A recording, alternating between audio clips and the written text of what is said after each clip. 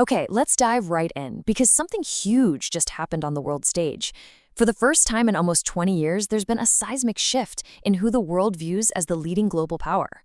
The results are in, and wow, they paint a picture of a world that is fundamentally rethinking everything. So yeah, for the first time in nearly 2 decades, the latest Gallup poll from 2025 shows a complete flip in how the world sees its superpowers. And this isn't some slow, gradual change. This is a dramatic, sudden reversal that has caught a lot of people by surprise. Okay, first up, the United States. Take a look at this number. A median global approval of just 31%. That's a pretty steep drop, putting U.S. leadership ratings right back down to the lows we've seen in previous years. And now for China, 36%. They've actually overtaken the U.S. Now, China's number only ticked up a little bit, but that's not the real story here. The real story is the gap that has suddenly opened up between them. And that creates this 5-point advantage for China, which is the widest gap Gallup has ever recorded in its favor. Just to put that in perspective, this is only the third time in the poll's entire history that China has managed to edge out the U.S. like this. But here's the real kicker. This isn't really a story about China soaring. It's a story about America falling. Disapproval of U.S. leadership hit an all-time high of 48%. China's disapproval, meanwhile, pretty much just stayed flat. But honestly, those global numbers, they don't even tell the whole story. Not even close. To really understand what's happening, you have to look inside America's own circle of friends. That's where the real earthquake is. Just look at this. Among its 31 NATO military allies, U.S. approval has absolutely cratered to a median of just 21%. Think about that for a second. That means fewer than 1 in 4 people in the core Western alliance approve of Washington's leadership.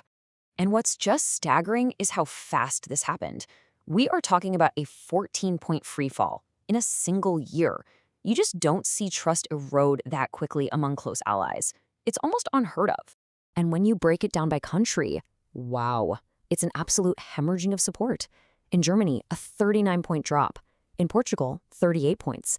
Even right next door in Canada, a 22-point decline. These are not just statistics. This is a full-blown crisis of confidence. Germany really is the epicenter of this collapse, a jaw-dropping 39-point plunge in approval. Portugal was right on its heels. These are truly historic collapses in public opinion. And all of this leads to a situation that, frankly, would have been completely unthinkable just a few years ago. Inside NATO, China's leadership approval is now basically on par with America's. In fact, at 22%, it's technically a point higher. Okay, so you have to be asking, how on earth did this happen so fast? Well, the data gives us some pretty clear clues. It points to a series of very specific policy moves and actions that happen right during the survey period.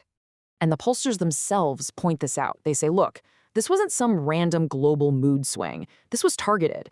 The disillusionment was concentrated right among America's closest friends.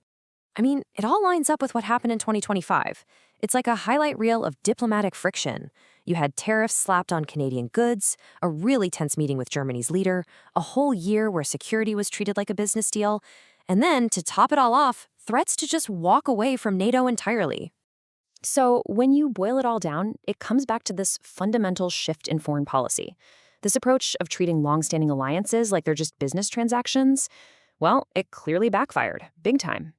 So let's pull back for a second. What does this all mean for the big picture? Because this data is revealing something more than just a simple rivalry. This isn't about countries trading one superpower for another. Something much bigger is going on. And this chart says it all. This is not a zero-sum game. The biggest slice here, at 45%, almost half the world, holds a negative view of both superpowers. They're not picking a new winner. They seem to be rejecting the whole contest. And what's happening is that opinions are hardening.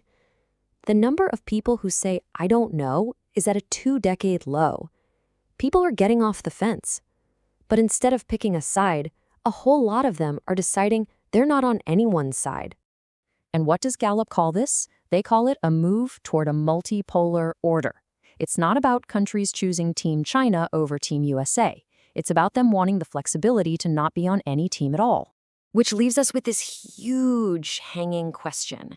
In a world that's getting more and more skeptical of its traditional superpowers, who's actually left to lead?